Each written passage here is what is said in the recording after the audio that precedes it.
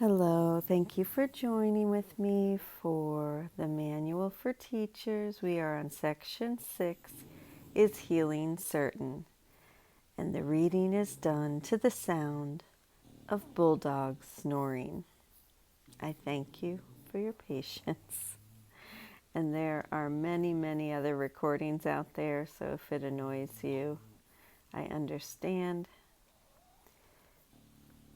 However, if it is bearable, please enjoy. Is healing certain? Healing is always certain. It is impossible to let illusions be brought to truth and keep the illusions. Truth demonstrates illusions have no value. The teacher of God has seen the correction of his errors in the mind of the patient, recognizing it for what it is. Having accepted the atonement for himself, he has also accepted it for the patient. Yet, what if the patient uses sickness as a way of life? Believing healing is the way to death. When this is so, a sudden healing might precipitate intense depression and a sense of loss so deep that the patient might even try to destroy himself. Having nothing to live for, he may ask for death. Healing must wait for his protection. Healing will always stand aside when it would be seen as threat. The instant it is welcome, it is there. Where healing has been given, it will be received. And what is time before the gifts of God? We have referred many times in the text to the storehouse of treasures laid up equally for the giver and the receiver of God's gifts. Not one is lost, for they can but increase. No teacher of God should feel disappointed if he is offered healing and it does not appear to have been received. It is not up to him to judge when his gift should be accepted. Let him be certain it has been received, and trust that it will be accepted when it is recognized as a blessing and not a curse. It is not the function of God's teachers to evaluate the outcome of their gifts. It is merely their function to give them.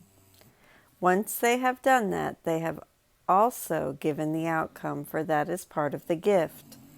No one can give if he is concerned with the result of giving.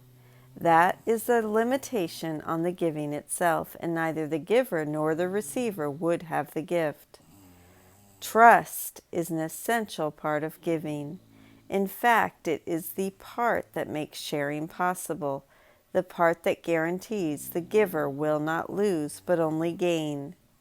Who gives a gift and then remains with it to be sure it is used as the giver deems appropriate? Such is not giving, but imprisoning. It is the relinquishing of all concern about the gift that makes it truly given, and it is trust that makes true giving possible.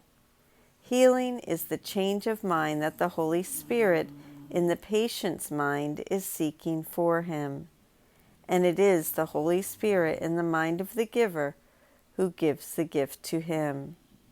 How can it be lost? How can it be ineffectual? How can it be wasted? God's treasure house can never be empty, and if one gift is missing, it would not be full. Yet is its fullness guaranteed by God. What concern, then, can a teacher of God have about what becomes of his gifts, given by God to God, who in this holy exchange can receive less than everything?